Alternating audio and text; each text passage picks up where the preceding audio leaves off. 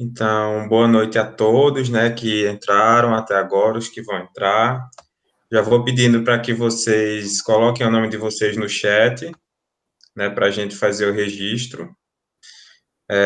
E hoje a gente está com uma sessão extra, né, com Jamerson Lucena, né, ele é mestre em Antropologia Social pelo PPGA, da UFPB, é graduado em Ciências Sociais e em Administração, possui experiência com os indígenas desde quando trabalhou na FUNAI no período de 2010 a 2011. Suas pesquisas são na área de etnologia indígena, tendo como norteamento a identidade étnica indígenas no contexto urbano, redes sociais, dinâmicas territoriais, fluxo cultural, performances e rituais, políticas públicas, ensino superior e direitos indígenas. Atualmente, pesquisa a presença dos indígenas Waraó da Venezuela, em João Pessoa e em outras cidades da Paraíba. Então, muito obrigado pela presença, Jamerson. Passa a palavra para você. Vamos lá. Boa noite, pessoal. Então, como ficou acordado, né, com o pessoal que organiza o curso, eu decidi, a partir da leitura desses dois artigos que vocês se debruçaram na leitura, eu decidi organizar por abordagens teóricas, né, metodologia e trabalho de campo, né, para a gente ir entendendo como foi tecido, construído esses artigos, não é isso? Então, diante dessa abordagem, eu vou iniciar, vamos dizer assim, a análise, né, do artigo, o processo de construção, né, das inter-relações dos potiguara, né, com o SPI, né, FUNAI, né, depois se tornou FUNAI, né, aqui na Paraíba, certo? Então, antes de mais nada, nós devemos ter em consideração a questão da etnografia, né? Para o antropólogo, certo? Etnografia é fundamental, certo? A construção de um trabalho, de um texto, um artigo, dissertação, né? Tese. E a etnografia o que é basicamente a etnografia? A etnografia é escrever sobre os outros, né? Mas como assim escrever sobre os outros? É você se apropriar a partir do momento que você está em campo, né? Nós entramos no campo e coletamos informações e transformamos em dados. E a partir desses dados, né? Desses dados, nós vamos refletir, analisar, né, sobre esses dados e construindo pontes, né, entre a prática e a teoria, né. Isso é um trabalho que nós fazemos, né, com etnografia, e a partir do momento que nós estamos criando a etnografia, estamos nos tornando antropólogos, né, e existe essa transformação, essa mudança que é fundamental, né, quando estamos escrevendo.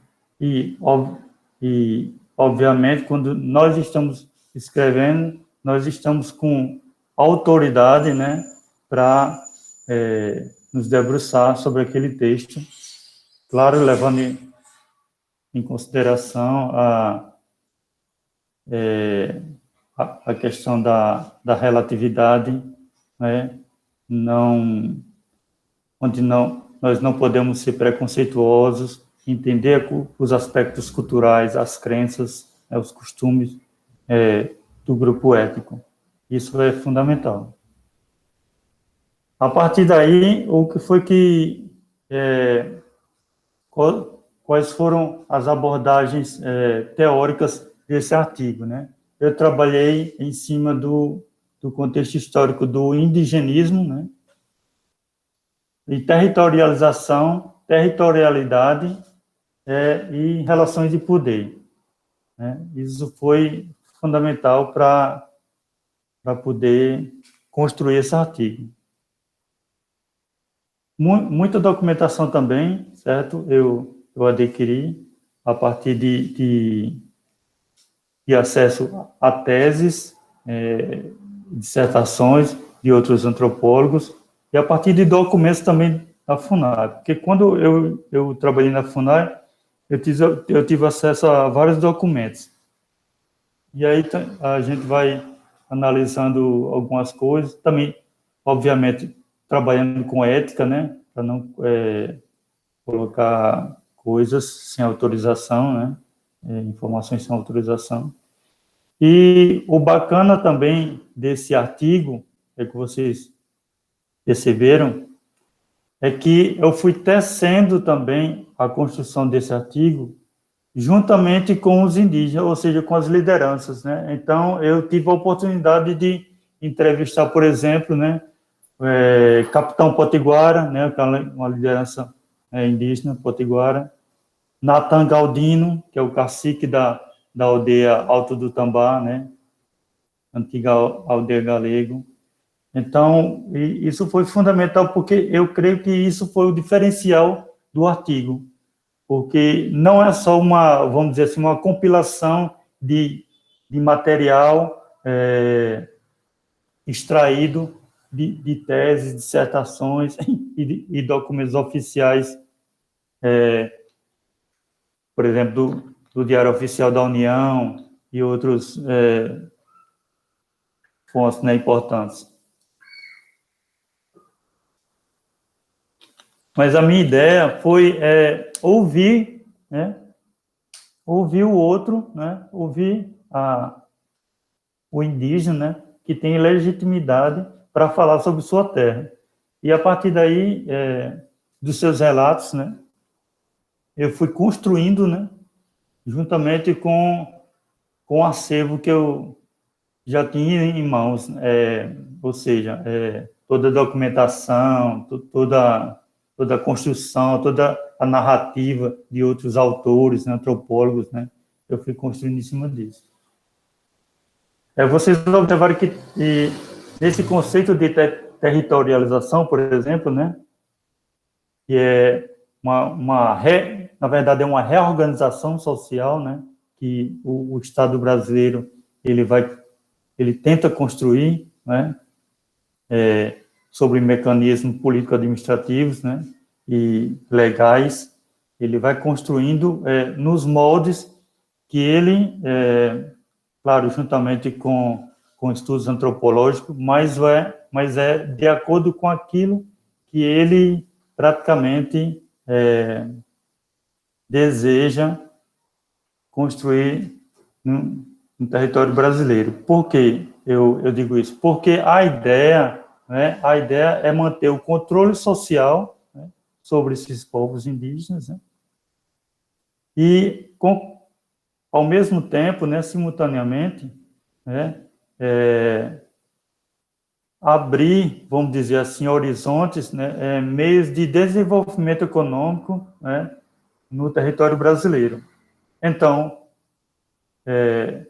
simplificando, eu vou repartir aqui esse pedacinho de terra aqui para eles, entendeu?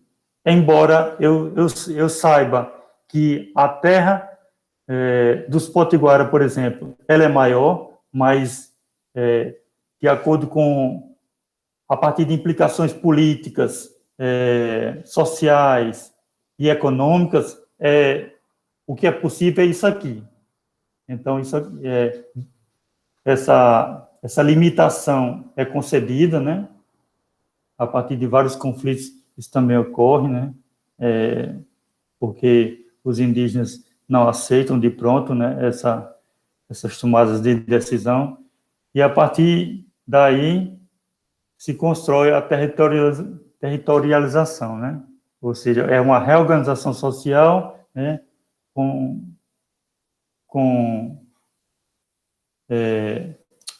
aparato legal, né, contribuindo para isso, certo? E lógico que, como falei para vocês, a partir de um estudo antropológico, né, que a gente chama de GT, né, que é um grupo técnico, né, coordenado por um antropólogo, mas que tem que é uma expertise, né, em laudos antropológicos, mas que tem vários outros especialistas envolvidos, né, como geógrafo, arqueólogo, entendeu? E o que é territorialidade? Territorialidade em poucas palavras, né, para simplificar, é aquelas terras, certo? Consideradas de marco histórico, consideradas legítimas para o povo. É o que o povo, né, o grupo étnico, tem em sua mente a construção da sua terra. Por exemplo, é aquela construção maior que eu falei agora há pouco, e que não foi possível, por implicações que eu falei para vocês, o Estado reduziu, né? E dessa forma fica uma demarcação da terra bem reduzida para o povo potiguara. Então, a territorialidade, ela está marcada sobre o modo de vida, né? E os marcos históricos que o povo sabe que a sua terra de origem é aquela dali. Ou seja, é uma dimensão bem mais ampla, mas o governo brasileiro, né, ou qualquer outro país, não aceita, né, essa limitação, essas terras, por achar terra demais, né, é como muitos dizem, terra demais para pouco índio, mas é uma reprodução de discurso etnocêntrica, entendeu? Que não cabe a gente ficar reproduzindo esses preconceitos. E aí, tudo isso vai desembocar nas relações de poder, né? Porque toda essa discussão que eu vou tecendo no artigo vai desembocando nas relações de poder, porque o que está implícito realmente ali e explícito, né? São as relações de poder. É o Estado, né? É o Estado querendo impor o seu modo, entendeu? O seu modo de visão, seu controle social, né? Em cima dessas terras. Por exemplo, não sei se vocês assistiram Xingu. Xingu é um ótimo filme para a gente analisar isso, né? Veja o que aconteceu com Xingu, né? Vários grupos étnicos, muitos deles rivais, certo? Que não podem chegar perto um do outro, coloca todos esses grupos étnicos, né, de uma diversidade enorme, coloca num único território, entendeu? A partir dali, eles que se virem e vão se ajeitando ali, né? Se organizando ali. Ou seja, é como se fosse uma aberração, uma coisa absurda, certo? Retirar os grupos étnicos de suas terras de origem, certo? E impor, certo? Porque é uma imposição, colocar um território limitado para que vários povos indígenas se aglomerem e se reorganizem naquele novo espaço. Então, basicamente, o Estado sempre trabalhou nessa intenção de controle social, de apaziguar os conflitos, mas sempre com pensamento, né, positivista, né, de ordem e progresso, mas e desenvolvimento econômico, né, e de expansão, né, de expansão do Estado-nação. Essa foi sempre, né, e ainda até os dias de hoje mais ainda, né, hoje mais ainda é a intenção do Estado. Quando nós vamos para os procedimentos metodológicos, né, como eu já havia falado para vocês há pouco tempo, a questão da etnografia, mas também eu como vocês viram na metodologia, eu trabalhei com o estudo de caso detalhado, né, de Van Velsen, né? Então, é um estudo, né, aprofundado, né, que tem como intenção investigar um fenômeno dentro, né, do seu próprio contexto. Então, essa foi a minha intenção, né? A partir do grupo que eu estava pesquisando, né, as lideranças indígenas e caciques ali, que eu tinha convívio, ainda tenho, né, até hoje, convívio na FUNAI. A partir dali, eu fui pesquisando e me aprofundando nessas relações para poder coletar informações precisas, né? Claro, também analisando o discurso deles, né? Porque nós temos que fazer isso também, né? Ter cuidado com o que o outro diz, né? Então, isso é muito importante. E aí eu fui analisando e fui, dentro desse contexto, eu fui filtrando, né, as informações mais precisas e costurando com tanto a documentação como essa parte teórica, né? Esse tecido teórico que eu fui costurando no artigo, né? O trabalho de campo, né? Ele, a princípio, ele se desenvolveu em 2010, 2011, né? Ou seja, toda essa experiência de campo, toda essa experiência na FUNAI, foi bastante produtiva e importante, porque o campo se abriu para mim. A partir do momento que eu estou na FUNAI, né, eu mantenho um contato intenso, né, com as lideranças, com os jovens, com anciãos, pajés, né, com muita gente que vem até a FUNAI requerer alguma coisa, reivindicar alguma coisa, né? E assim como também, muitas vezes eu fui à aldeia, né? A trabalho ou para pesquisar também, ouvir, né? Porque a coisa mais legal, mais bacana que tem na antropologia é como o Cardoso de Oliveira fala, né?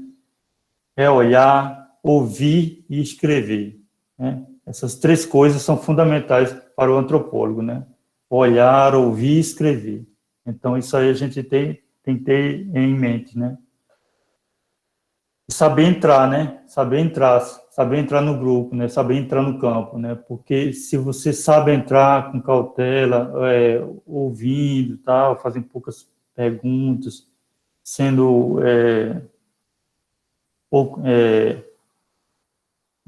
não tem que ser invasivo, porque são questões que podem são questões muito importantes, porque o campo ele pode fazer o inverso, ele pode se fechar. E se o campo se fecha, entendeu? Você acabou sua pesquisa. Difícil, o grupo ético não confia em você, não tem como você conseguir nada por ali, entendeu? Com aquele grupo ético. Então, é preciso ter muito cuidado para poder entrar no campo, né? E aí, e a partir disso, né, do processo de interação, a partir da FUNAI, eu fui participando de congressos em aldeias, assembleias, rituais, né, rituais de lua cheia, rituais do toré, rituais de batismo, celebrações, enfim, né, várias coisas. E aos poucos, quando a gente trabalha com um grupo étnico, a gente vai ganhando confiança com o tempo, né? Então, aos poucos é que eu fui participando de várias coisas. Claro que tem coisa que não dá para você participar. Só vai participar quem é indígena, né? Para vocês terem ideia, mesmo que um não indígena se case com um indígena e vá morar na aldeia, mesmo assim, essa pessoa, ele não é autorizado a participar de assembleias indígenas. Só os indígenas participam. Se ele quer colocar um roçado, só se for com permissão da mulher, entendeu? A mulher pede autorização e o cacique dá a ela. Não dá a ele, dá a ela. E ele pode trabalhar ali. Só para vocês terem uma ideia, né? Então, esse contato com lideranças e cacique foi muito produtivo, ainda é, né? Ainda é até hoje, né? Porque eu mantenho contato com eles. É muito produtivo nesse sentido, entendeu? De saber interagir, de dialogar com eles e sempre estar disposto, né? Quem trabalha com grupo ético tem que estar sempre disposto a ouvir, como eu falei, né? E também a contribuir, né? Porque é como o Moço fala, né? Aquele ciclo, né? Dar, receber e retribuir. Então, esse ciclo tem que se manter ativo, entendeu? Na hora que precisar de você, e aí? Você tem que contribuir agora, certo? Porque se você, vamos usar uma linguagem popular, né? Farrapa, entendeu? Vacila, você se prejudica cada vez mais. Ninguém confia em você, entendeu? Ok, alguém quer falar sobre... Jamerson, Oi, a Helena, ela fez uma pergunta aqui. diga aí. Maria Helena, tu quer ativar o microfone para perguntar a ele? Oi, boa noite. Boa noite. Logrei estar aqui. Muito obrigada, Jamerson. Eu queria perguntar, eu não sabia que você foi parte da FUNAI, que interessante, mas você é muito jovem e a FUNAI apareceu e volviu a aparecer. Então, eu queria saber um pouco mais da sua experiência ali, não? Qual foi seu cargo? Em que anos você trabalhou ali? Com quais grupos indígenas você trabalhou?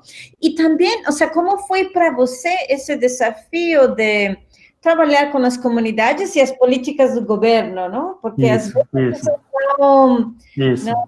não vai na mesma direção. E a FUNAI é uma instituição muito importante.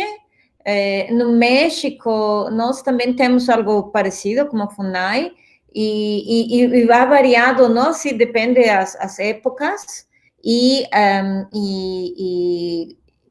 também queria saber como tem variado também para a FUNAI, como se diz, não? Na área onde você estive, ou se você tem a visão de todo o FUNAI brasileiro, mas é muito grande, também. E essa é um grupo de perguntas. E só uma pergunta. Entendo que os filhos dos casais mistos, não, de indígena e não indígena, são considerados indígenas, correto? Tá bom, tá bom. Obrigada.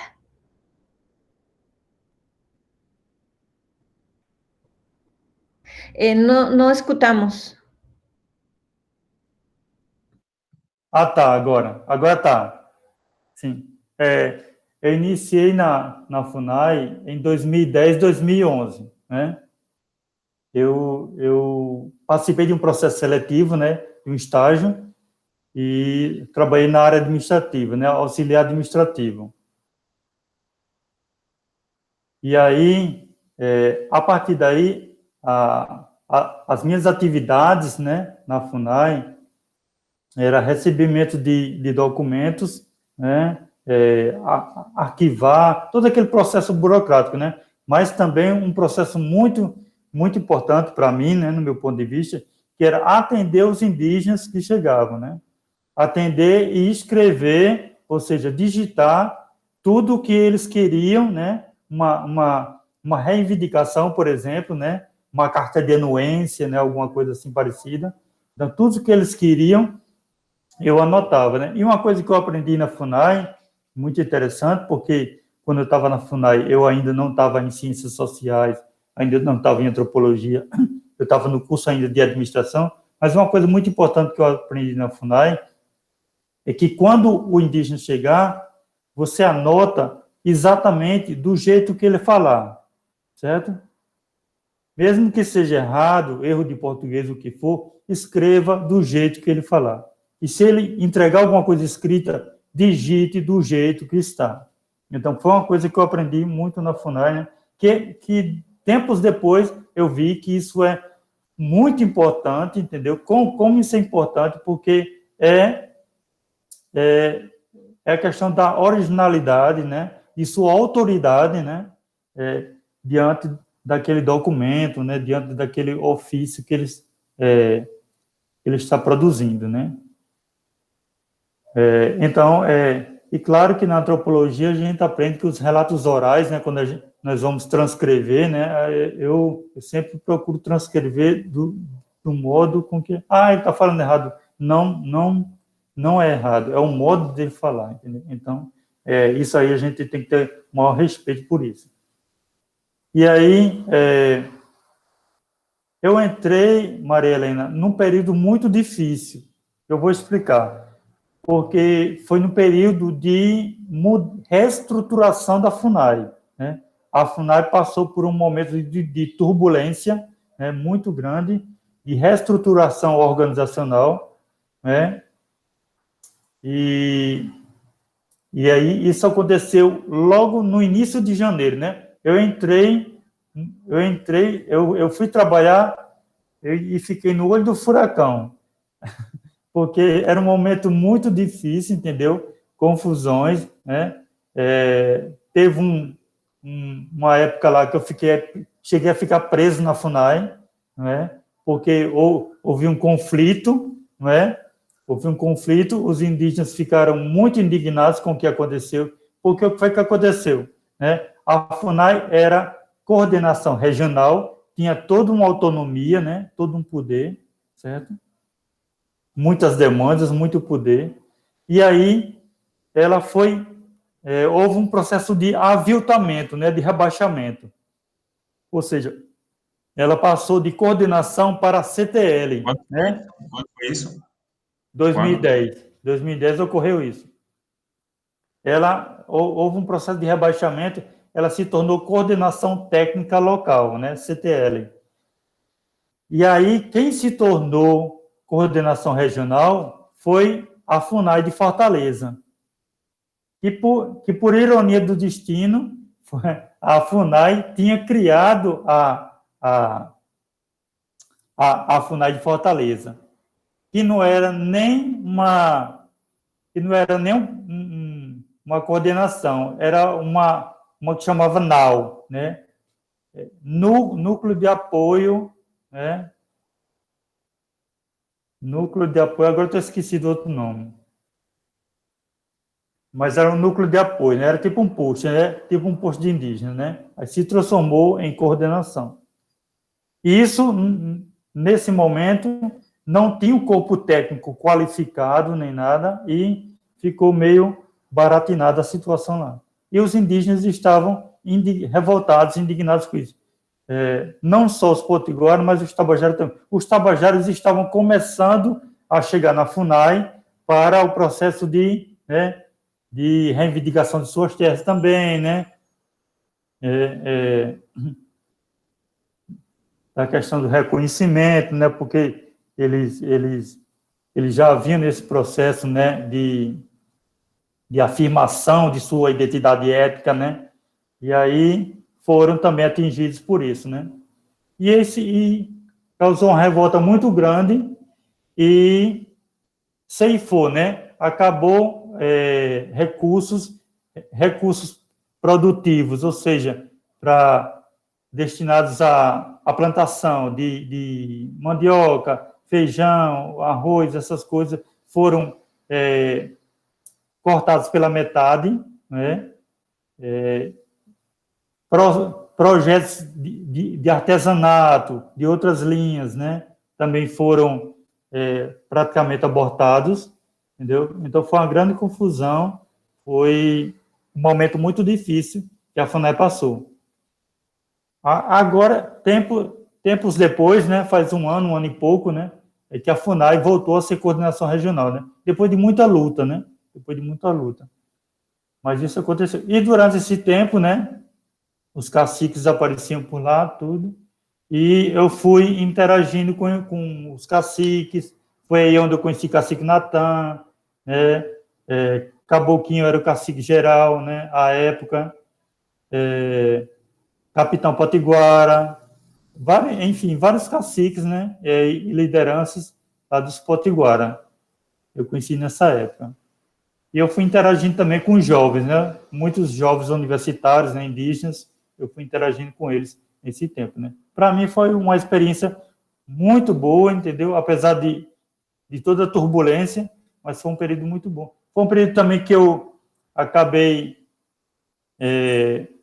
sabendo, né? Tendo a oportunidade de verificar vários documentos de ameaças de morte, entendeu? De relatos muito tristes dos indígenas, né, que estavam nos arquivos, né, da FUNAI, e eu estava encarregado de separar esse material, empacotar e enviar para Brasília, não, para Fortaleza, né, porque como mudou de sede, né, de coordenação, então eles pediram muitas coisas, e a FUNAI, que ficou subordinada, né, a FUNAI de Fortaleza atendeu, né, prontamente.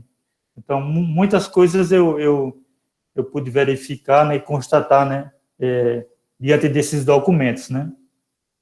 Foi muito produtivo por isso. Ok? Algo mais? Muito obrigada.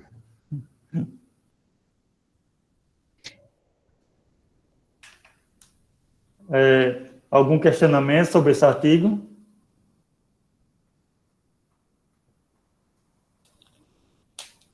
Posso passar para o outro?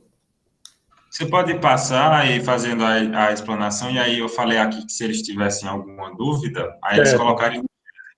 Tá certo, ok. Então, nesse artigo, esse outro artigo, né, Los Potiguara hacia el camino de la milpa, as funções econômicas de grupos domésticos indígenas potiguara, é bem interessante porque eu vou dizer como é que foi o processo. Eu tinha já construído a minha dissertação, né, de mestrado. E quando a gente constrói uma dissertação, é um material absurdo, né, enorme. E a gente tem que focar, a gente tem que filtrar, né? Então, eu tinha muitos relatos orais, né, gravados, né, de coisas interessantes que não foram, vamos dizer assim, protagonistas naquele momento na dissertação, né? Não cabia, né, vamos dizer assim. Era um material muito bom, pertinente, né, importante, mas não cabia ali naquele momento. E aí o que foi que eu fiz? Eu pensei nisso, né? E para construir um artigo, né, interessante, eu transcrevi muito desse material, fui refletindo, analisando sobre aquilo, fui juntando, né, coadunando com um material que eu tinha já da minha dissertação, né, e fui moldando, né, tecendo, construindo esse artigo, né. E a metodologia é praticamente a mesma, né? Embora eu trabalhe mais com relatos orais, né? Também, né? Para a questão de ativação da memória, né? Acionar a memória dos anciãos, né? Porque nesse artigo eu trabalho com dois egos, né? Com duas pessoas muito importantes, né? Que é Capitão Potiguara, né? Que é um senhor, né? 68 anos por aí. E Dona Neves, né? Dona Maria das Neves, que é uma senhora também, está com 69, 70, que mora na cidade de Bahia, né? Na região metropolitana de João Pessoa. Capitão Potiguara também tem uma história, né, de vida aqui também em João Pessoa, né? Tem uma casa aqui também em João Pessoa, e só que ele hoje em dia ele mora, né? Ele vive na Aldeia Forte. ele foi funcionário, né, da universidade, está aposentado, está curtindo a vida lá. E a partir daí, eu achei interessante porque tanto Dona Neves como o Capitão Potiguar, sempre quando falavam na aldeia, né, acionava essa memória, né, coletiva, essa memória da aldeia, trazia nessa memória a casa de farinha, né? Eu achava muito bonito isso, né? Essa questão da casa de farinha sempre vinha, certo? Junto. Obviamente que quando vem a casa de farinha, né? Essa unidade de produção, né? Dos Potiguara, vem junto todas as atividades, né? Relacionadas ao vínculo com a terra, né? Ao roçado, né? A luta, entendeu? Os laços familiares e afins, né? De amizade, né? Que são construídos, né? Em volta da casa de farinha da mandioca. E aí eu fui construindo esse artigo, né? A partir desses relatos orais, dessas histórias de vida, né? Muito bonito, né? Então, foi a partir disso aí que eu fui construindo. E aí, no contexto histórico, né? Na construção teórica, né? No arcabouço teórico que eu fui construindo, eu tomei a decisão de pegar coisas bastante importantes para eles, para os potiguares, que é a questão da reciprocidade, né? Então, eu trabalhei com Mous, mas eu também descobri o Salins, né? Marshall Salins, no meu ponto de vista, ele trabalha muito melhor essa questão da reciprocidade do que o Mous, né? Mas eu fui tecendo com os dois, né? Porque eu gosto também do Mous. E aí, eu fui trabalhando também a questão da organização doméstica, né? Que é muito importante. Eu fui trabalhar com o Richard Wilk, né?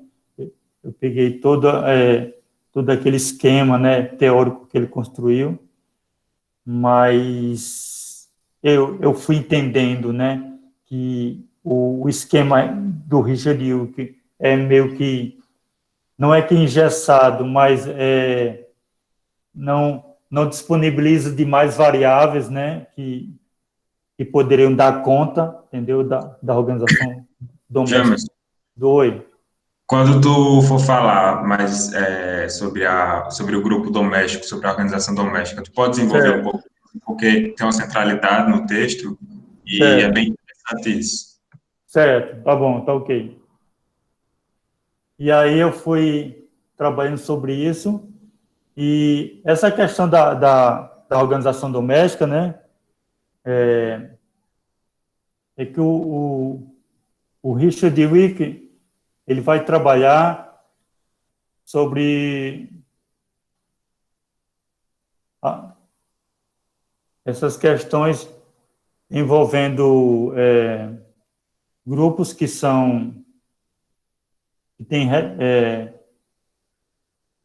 têm funções, né, internas, né, que trabalham ou seja, para a sobrevivência do grupo, né, da família, né, e tem a questão do grupo que ele tem funções, vamos dizer assim, que extrapolam o núcleo interno, né? Ou seja, ele também dá condições, né, para a sustentação de outro núcleo, né, familiar. E aí, quando eu trabalhei com os potiguara, eu vi que existe, na verdade, uma fluidez, certo? Algo bastante maleável sobre essa questão, porque nós não podemos eu identifiquei que nós não podemos centralizar nem num grupo, nem no esquema que ele identificou, certo? Nem no outro. Existe como se fosse uma ambivalência, né? Uma ambivalência entre um e outro, certo? Uma mescla. Então, mas mesmo assim, eu usei essa abordagem teórica do Richard Wilk, mas sempre ponderando, né? Pontuando essas questões, né? Porque é o seguinte, né? Quando a gente vai para o campo, a realidade é outra, certo? O discurso, a teoria é muito bonito, né? Mas quando a gente vai para o campo, muitas vezes, essa teoria ela é desconstruída, certo? Porque muitas vezes não tem a ver com a realidade social, entendeu? Então, quando nos deparamos com casos concretos, então a gente consegue visualizar que não é bem assim, entendeu? Que existem, que devemos relativizar, entendeu? Que existem várias formas diferentes também de organização doméstica. Então, isso foi muito importante eu tecer junto com essa abordagem do Wilk, né? E aí também, outra questão muito importante que eu trabalho é a tradição de conhecimento, né? Ou seja, as habilidades técnicas, né, tradicionais, né, entre aspas, né, porque essa questão tradicional a gente pode discutir também. E aí trabalhando com autores que me são caros, né, para essa abordagem, né, que é o Leroy Gorin, o Barthes, o Ingo de Curtila, né, com teóricos, né, com antropólogos brasileiros, né, o Fábio Moura, né, a tese junto com a Alexandra. E aí eu fui vendo como é importante esse conjunto de saberes, entendeu? Que os indígenas potiguara carregam até hoje, entendeu? Ou seja, a questão do roçado, né? Os locais preferidos para plantar mandioca, para plantar feijão, plantar o milho, plantar o arroz, entendeu? Então, tem um local específico. O rodízio, né? Aquela terra está cansada, deixa aquela terra ali, né? E vai plantar em outro canto, né? Deixa aquela terra descansar, né? Que eles chamam descansar, né? Deixa aquela terra descansar, então vai plantar outra coisa. É tudo isso aí. Em terra que tem cana, né, de açúcar, né, que infelizmente ainda tem, né, algumas áreas que tem terra de cana de açúcar. Eles tiram cana de açúcar e plantam feijão, ou milho, ou mandioca, entendeu?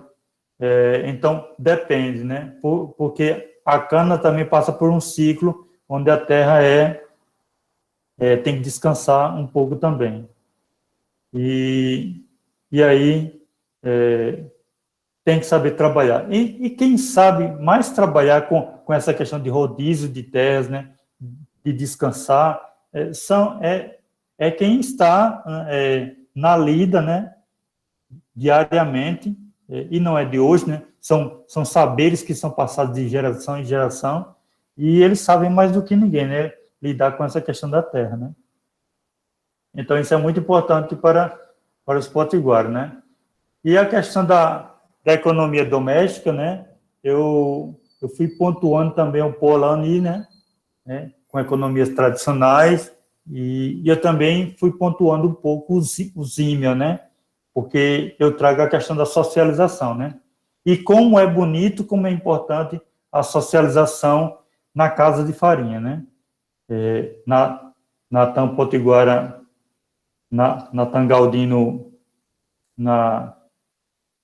Em outro momento, ele falou um pouco da casa de farinha, né? Como é bonita a casa de farinha, né? Tem até uns vídeos dele na casa de farinha, né? A casa de farinha é muito importante para os potiguara, porque é um momento de socialização, é um momento que eles ativam a memória, eles lembram da infância, entendeu? É um momento de descontração, de diversão, eles dançam, eles comem, eles trabalham pra caramba, mas eles comem também, entendeu? Porque quando faz a farinha, né, tem as sobras também, tem uma farinha específica que chama farinha psica, é uma farinha que, vamos dizer assim, é uma farinha que ela tem uma memória afetiva. Eu acho que a palavra mais correta é essa, é uma farinha que tem memória afetiva. Por quê? Porque é uma farinha, por exemplo, tradicional, em que os pais consumiam, os avós consumiam. Então, a partir do momento que se fabrica, né, que eles fazem ali a farinha psica, né, toda essa memória é acionada, né? Isso é muito interessante, muito importante. Eu soube disso através de Dona Neves, né? Dona Neves me falando sobre a história do seu pai, né? Daniel Santana, que foi cacique-geral, e seu avô, Manuel Santana, foi cacique-geral também. E ela falava que quando fazia a farinha psica, né? Lembrava sempre do seu pai, né? Lembrava muito do seu pai, da infância, né? Então, essas histórias, elas vêm à tona, né? É muito interessante isso, né? E o trabalho de campo foi basicamente esse, né? Aqui na cidade, né? Onde eu coletei muitas informações, mas eu também voltei para a aldeia, né? Teve momentos que eu voltei para a aldeia junto com Dona Neves, voltei para a aldeia junto com o capitão, entendeu? Então, estar ali junto com eles, nossa, foi fantástico, muito bom. Eu voltei, para vocês terem ideia, eu voltei no dia 13 de dezembro, no dia 13 de dezembro, que é o dia de Santa Luzia, que é a padroeira de Camorupim. Eu estava lá, tirei várias fotos, e Dona Neves estava lá. Eu estava junto dela, não estava com gravador nem nada, mas eu me lembro muito bem que ela relatava muita coisa vivida ali. Meu filho, isso aqui é muito importante para mim. É tão importante que ela fez um plano funerário, certo? Ela só fez esse plano funerário na seguinte condição: no dia que ela morrer, vão ter que levar o corpo dela para ser sepultado lá na aldeia. Ela só fez esse plano funerário com essa condição. Então, isso é muito forte. A aldeia, sabe? A aldeia, o vínculo com a terra é muito forte para os indígenas, entendeu? E ela sempre vai, né? Ela sempre vai para a aldeia, entendeu? Nos feriados, nos finais de semana, tal. Sempre que aproveita uma brechinha, ela vai, porque ali é sua terra de origem, né? É ali onde está enterrada sua mãe, né? Seu pai está enterrado ali por perto. Suas irmãs moram lá, a parentela.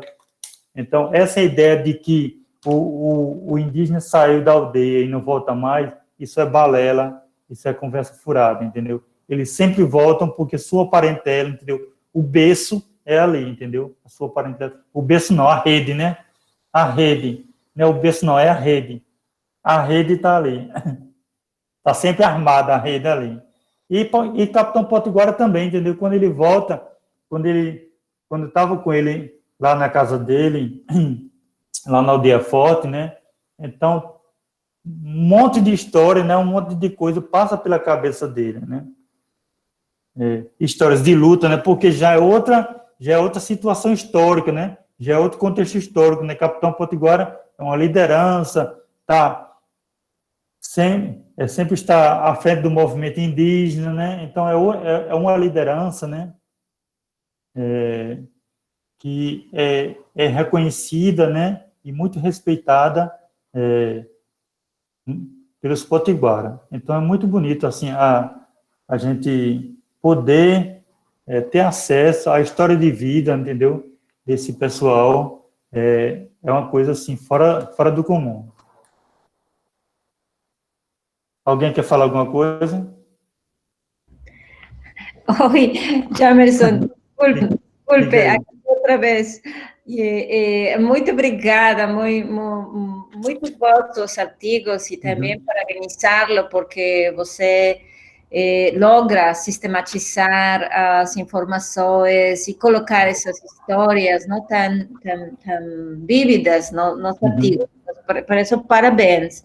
E eu acho que essa tarefa que você está fazendo, não, de poder escrever essas histórias das pessoas é muito importante. Só porque aqui temos estudantes de todas as áreas, eu gostaria de dizer que acho que é um momento em que, como não podemos fazer muito trabalho de campo, poderíamos trabalhar com nossos próprios avós, não? Falar com eles, e ainda temos avós e bisavós e tudo isso, fazer suas histórias de vida, com esse olhar, não? De como era antes. E acho que para... não sei, eu tenho uma hipótese, não? Seria bom que vocês, ou todos nós, incluyéndome, bueno, já não tenho avós nem pais, pero sí platiquei com eles e tenho notas de essas pláticas e gravações que eu fiz com meus pais, sobretudo porque meus avós morreram quando era muito pequena. Isto que você mencionou, não? De o coletivo. Acho que nossas comunidades ou nossas famílias vêm de uma forma coletiva de sobreviver a uma economia mais e mais modernizada, que é em base do salário individual, do êxito, do sucesso individual. E que isso vai debilitando a parte coletiva, não? Eu lembro muito nos Altos de Chiapas, ali em onde eu moro, quando nos 80 se abriu muitos trabalhos no norte do estado e todos os jovens foram trabalhar para lá. Quando voltaram com dinheiro, já não precisavam de obedecer e respeitar o que os avós, o que os velhos diziam, porque eles tinham dinheiro, então eu vou fazer. Então ocorreu como se chama? Como uma separação de gerações e bueno, ali esse fenômeno ocorreu, podemos identificá-lo muito claro ali com as políticas de desenvolvimento que se fizeram nessa parte do sul de México. Pero agora, visitando aqui este território, eu acho que, aunque toda esta zona do Nordeste tem muita presença e muita mistura de todas estas políticas, não, econômicas, do mercado, ainda temos muita força do coletivo. E entre mais pessoas na Terra, o coletivo se mantém, não? Entre mais tem saído, as famílias são mais pequenas, se vai erosionando isso. Talvez agora, com esta pandemia, que a todo mundo está, não, rompendo as formas de achar, de pensar, de que estávamos planejando, da economia, etc., seja um bom momento para refletir em nossas comunidades. Por exemplo, incluso na cidade, não? Aqui, se eu moro sozinha, eu tenho que construir minha comunidade, não? Falando com meus vizinhos. Eu falo com eles, mas não estou organizada com eles. Então, agora acho que tenho que organizar-me com eles, porque qualquer contingência como esta, ou como ontem se tornou aqui, não sei como se chama aqui, transformador de energia, ficamos sem energia, enfim, como temos que volver ao coletivo, seja na terra, aquela, ou aqui onde nós moramos, não? Como tomar esses exemplos e construí-los e custa muito trabalho, porque todo mundo somos não? Cada cabeça é um mundo e nunca nos entendemos muito bom, pero creo que é o momento de repensar, reachar desde essa visão do coletivo, que, claro, tem mais cercania aos povos que vivem na Terra, pero que também é uma, não sei, oportunidade ou necessidade, agora já é uma necessidade, também para todos que moramos fora já por muitos anos. E, desculpa-me, tinha essa pergunta de tem suficiente terra ali, porque você está falando dos potiguaras especificamente ou de todos os nordestes, tem suficiente terra para fazer esse rodízio de descanso das terras? Então, dos potiguara tem. Dos potiguara tem para fazer esse rodízio. Vou dizer assim. E você tocou numa questão muito importante, que é essa questão de se reunir o coletivo e buscar, de alguma forma, aprender mais sobre os costumes, as tradições dos avós, dos pais. Muitos jovens hoje não fazem... E existem já projetos em alguns outros povos indígenas nesse sentido de resgatar, entendeu? A memória dos anciãos, né? Através de tecnologias digitais, tal, alguma coisa, né? Mas essa interação que acontece do avô com o neto, ou da avó com a neta, tal, enfim, mas eu sempre falo para os jovens, né? Rapaz, tua avó, né? Eu estava fazendo um artigo com um colega, e ele disse, não, eu vou conversar com vó, porque vó sabe das coisas, sabe da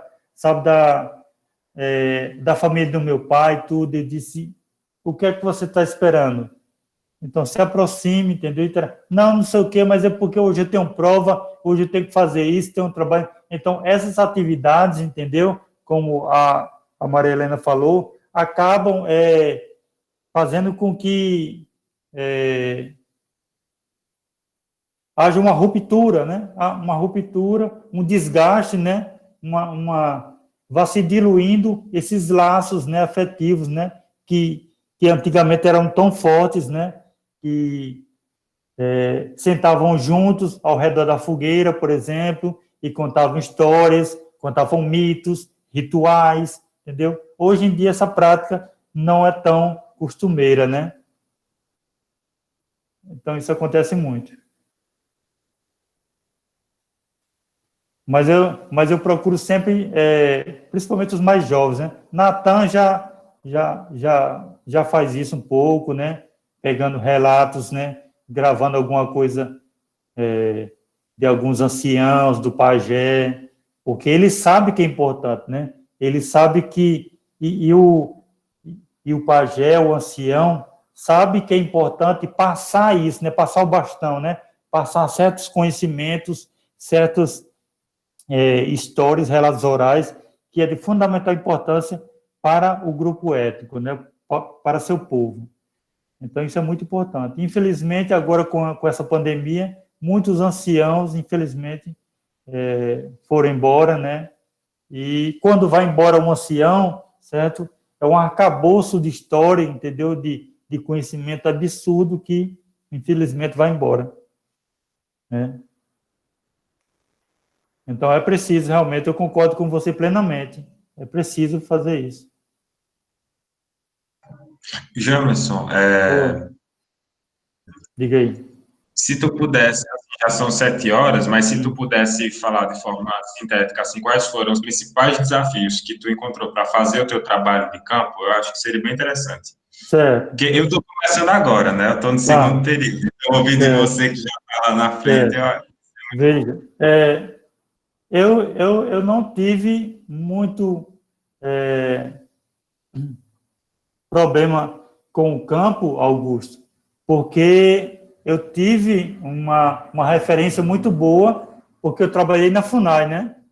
Então, quando eu construí esse elo, né, com a FUNAI, e aí, isso foi 2010, 2011, aí, 2014, eu voltei para o campo de forma mais intensa, né, porque de 2011 até 2014 eu mantinha contato, mas não era tanto.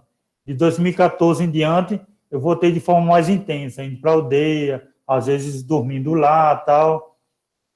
E aí, quando eu fui para o campo novamente, Augusto, em 2014, aí eu trago comigo essa referência, né, da FUNAI. Né?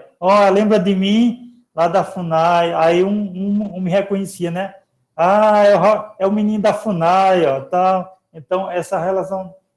Meu avô sempre dizia uma coisa, Augusto, você tem que saber entrar, saber sair, certo? Então, meu avô sempre dizia isso. Eu não entendia muito bem no início, mas depois eu fui entendendo. Porque você tem que fazer o trabalho bem feito, né? Ser bem receptivo, né? Agradável, enfim, ser uma pessoa espontânea, de corpo e alma como você é. E a partir disso, entendeu? Você vai construindo laços afetivos, né? Isso vai ser muito... Esses laços, eles são praticamente indissolúveis, certo? Quando você constrói seus laços afetivos, a não ser que você faça uma bobagem muito grande, mas quando você constrói os laços afetivos, eles são indissolúveis, certo? Você vai carregar para o resto da vida.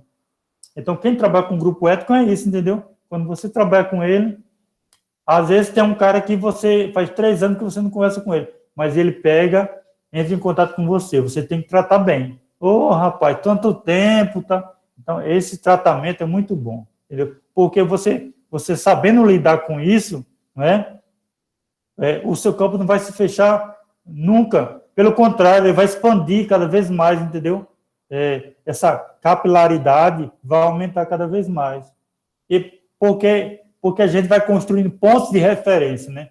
Então, eu tenho Natan, eu tenho o Pajé Isaías, que Maria Helena conhece muito bem, tem Comadre Guerreira, tem Capitão Potiguara, Cacique Caboclinho, meus amigos da universidade, Bruno, Porã, Neto, enfim, todos esses que eu citei são pontos de referência, né?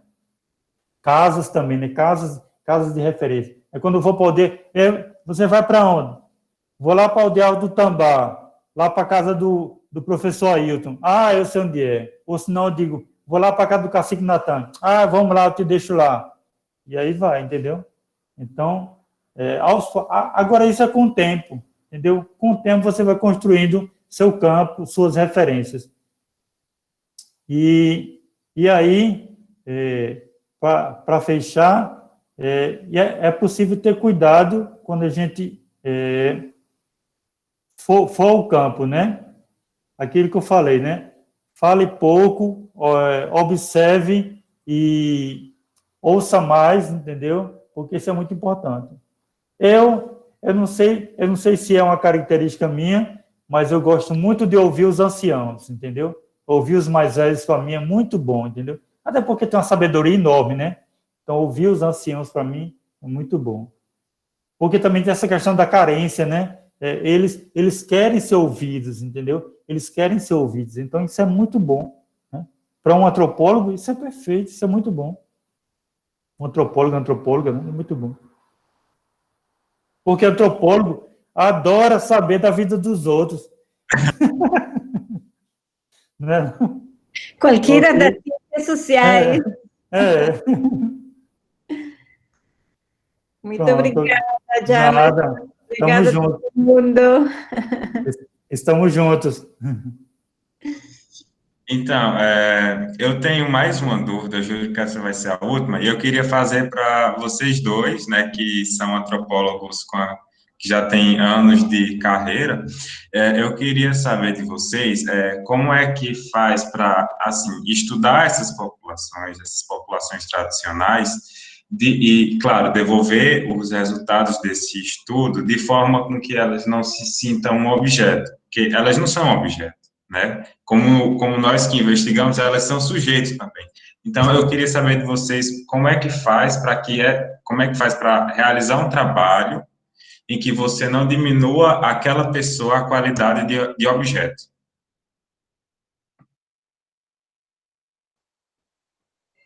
Quer falar, Maria Helena? Acho que é uma boa pergunta, porque eu falava esta mesma semana sobre isso, não? Como nossas línguas e nossa ciência fazem objetos, não? Objetos de estudo, as pessoas, os fenômenos, a natureza, o que ocorre. E, por exemplo, eu falava da língua maia, você não pode falar de objetos na língua maia, sempre se fala de sujeitos fazendo ações, não? E o exemplo que eu tirei era, por exemplo, no espanhol, no português, você diz, eu te digo, ou eu digo para você, não? Então, eu sou quem faz ação e recai no objeto que é você. E em Maya Tojolabal você diz, eu falo, você escuta. Então, são dois sujeitos que estão fazendo, digamos, de forma, ao mesmo nível, de horizontal, suas atividades que se podem complementar e, então, ocorre a comunicação. Pode ser que não complemente, não? Pero é como uma possibilidade. E acho que esse é uma dos desafios das ciências sociais, não? Que temos agora, sobretudo quando trabalhamos pues, com pessoas humanas, comunidades, os seres vivos, não só humanos, não? Também as outras espécies que existem e que somos parte, se concebimos, se tomamos em conta a visão dos povos originários, todos somos parte do mesmo, e tudo tem vida, então, deveria ser assim, sujeito com sujeito. Então, o mais, acho que é como uma arte, não? O mais que nós podamos respeitar essa questão de ver como sujeitos, e ali é que você comenta, Jamerson, por isso é que desenvolvemos relações de afeto, porque sempre somos como amigos, camaradas, cuates, e quando nós escrevemos também, agora temos uma literatura mais grande desenvolvendo sobre as metodologias que incluem aos pesquisadores dentro da pesquisa, porque sempre todo muda, não? Porque agora estamos ali, então as coisas também mudam. Então, eu diria ir conhecendo esse tipo de literatura que vai mais ou menos sistematizando nossa presença dentro das pesquisas, para não fazer isso, não? Falar de eles, aqui estou eu falando deles, porque sempre que vamos ao campo, estamos em um processo juntos. Então, agora minha sugerência sempre é voltar para esses autores, revisar quais são as sugerências, não, da investigação, ação participativa, e como você escreve, autoetnografia, e agora na pandemia eu estou pedindo para meus estudantes fazer autoetnografias, porque não podem sair, então fazer, não, o que está passando aqui, observando, e com tudo, incluso, não, a mesa, as coisas, porque todo é parte deste mesmo universo que nós estamos morando, e sempre achamos que a natureza está lá, e aqui não é natureza, pero todo é natureza. Esta mesa está feita de madeira, incluso o plástico também vem, ultimadamente, a origem é um elemento natural, não? Ou se foi feito pelos humanos, também nós somos natureza, então tudo é natureza. Então, como começar a treinar nessa consideração de que todos somos sujeitos. E como isso seria, não? E temos muito treinamento de separar, não? Como que, eu sou objetivo, estou vendo lá. E temos muitos siglos treinando a mente de achar dessa maneira. Eu acho que esse agora como a urgência. Novamente, a pandemia nos põe nesta urgência e não podemos esperar mais. Vamos ver também como vai mudar tudo, como vai mudar a universidade, o que estamos fazendo. No outro dia estávamos no colegiado de Ciências Sociais e eu estava dizendo, eu di um escritório uma oficina de leitura de compreensão em inglês e os estudantes que se inscreveram, todos eram das ciências naturais. E foi bem ótimo falar com eles. Eu fiz, como vocês sabem, eu sempre faço algum tipo de exercício de respiração, corporalidade, sentir nosso corpo durante nossas aulas. E para eles foi totalmente novo, mas entraram muito bom. E ali é que eu disse, bueno, agora poderíamos fazer isso, em lugar de fazer trabalhos, TCCs, teses, dissertações sozinhas, individuais, vamos fazer TCCs, trabalhos, teses coletivos, onde estão das ciências naturais, das ciências sociais, das tecnologias, assim, não? Porque o problema com a ciência é que se tem especializado tanto, não? E se olvida que somos parte de um todo, e se crê que estas especializações são em si já sozinhas. E como você disse, Jamerson, você vai ao campo, e o campo é todo completo. A teoria só fala disto, não? Mas o campo é todo. Então, eu convidaria a todos vocês que estão aqui a achar isso. A ver, vou fazer um TCC, eu gostaria desta área. Bueno, juntem-se com outros estudantes de outras, não? Talvez, podem ser de várias das sociais, mas quando eu trabalhei com estes estudantes das naturais, eu disse, não, é que tem que ser mais fora da caixa para poder discutir nós tivemos um pequeno, desculpem que estou tomando muito tempo, tivemos um pequeno exercício com estudantes de doutorado há quantos anos? Não sei, uns 3 anos, e levamos, não sei se lembram, mas houve muitos, houve um terremoto no México e houve huracanes, e bueno, havia muitos desastres naturais.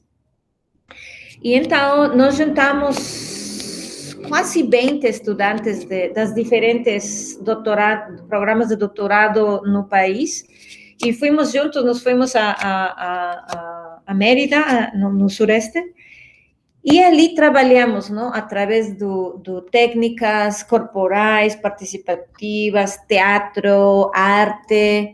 Pero esse tema da resiliência, como compreendíamos a situação, o que estava passando, e foi maravilhoso o que saiu dentro desse tecido de estudantes de diferentes treinamentos da forma de achar. Foi maravilhoso.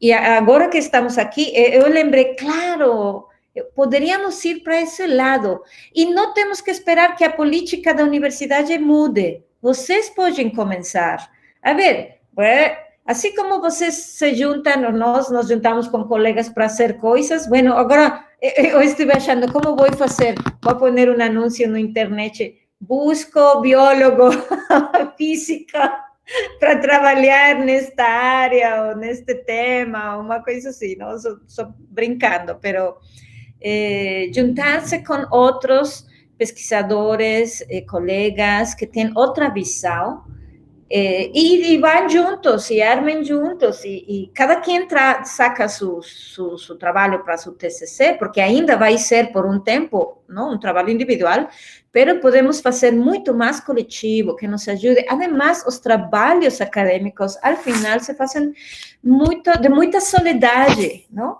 E se sofre muito. Então, aqui Jamerson nos comenta como é que quando as pessoas estão falando dessas memórias e são muito boas, é porque está em coletivo. Então, o mesmo, acho que a modernidade tem convencido para nós de que temos que sair e nós temos que terminar e sacar, coletivo, e sempre é coletivo, porque há um grupo de pessoas ou de seres ou materiais que permitem nossa vida. Perdão por estender-me muito. Deixa eu só falar uma coisa que a Maria Helena falou, eu lembrei que eu tinha esquecido, que é muito importante no campo também, Augusto. Quando a gente está no campo, a gente tem que lembrar que nós somos atores, entendeu? Nós somos atores, entendeu? Pois estamos ali, inseridos ali no campo, certo? E estamos sendo observados. Então, não tem essa... não imagine nunca que você está invisível. Não, eu estou aqui, caladinho no meu canto, só observando. Não, você está sempre sendo observado, entendeu? Então, a partir do momento que você está em campo, você tem que ter essa consciência de que você também é um ator e que você está inserido naquele campo, né? E o que a Maria Helena coloca é super importante. Eu também não gosto dessa questão desse distanciamento, dessa imparcialidade demasiada, dessa artificialidade que a ciência, a universidade cria, né? Então, objeto não, entendeu? São sujeitos de direito, certo? E outra coisa importante, além de ser, hoje em dia, tem muitos artigos que eu criei e você pode prestar atenção que são etnografia compartilhada, ou seja, eu não estou disposto a escrever só. Você não está contribuindo comigo, entendeu? Você não está relatando, quer construir também. Se você tem capacidade também de escrever, vamos escrever juntos, por que não? E foi assim que eu construí, tem uns 3 ou mais artigos que eu construí de forma de etnografia compartilhada, entendeu? Embora muitos discursos, né, muitos digam, né, não, que isso não existe, né, que a tomada de decisão, né, final, sempre vai ser do autor. Sim, tem essa coisa também, né, que devemos encarar como realidade, mas eu acho que é um ponto de partida muito positivo, né, pensar em etnografia compartilhada, entendeu? Eu acho muito importante isso. Deixa eu ver mais... outra coisa que eu vejo em algumas teses, dissertações, artigos, sempre quando existe um conector chamando um sujeito de interlocutor. Segundo o interlocutor, tal, raras as vezes eu coloco o interlocutor. Ou se eu não coloco o nome da pessoa, né, tenho que ter autorização para isso, né? Se eu não tiver, eu coloco o nome fictício, né? Mas dificilmente eu coloco interlocutor. Não, é um sujeito, é uma pessoa, então para que usar essa, entendeu? Claro que esse é meu ponto de vista, né? Mas eu penso, já é uma forma meio que dissolver, né? Uma forma de dissolver toda essa moldura, né? Toda essa armadura que a universidade criou com o tempo, né?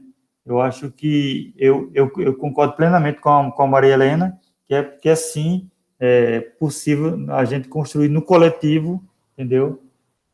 Juntos, etnografias muito bonitas, entendeu? Produtivas.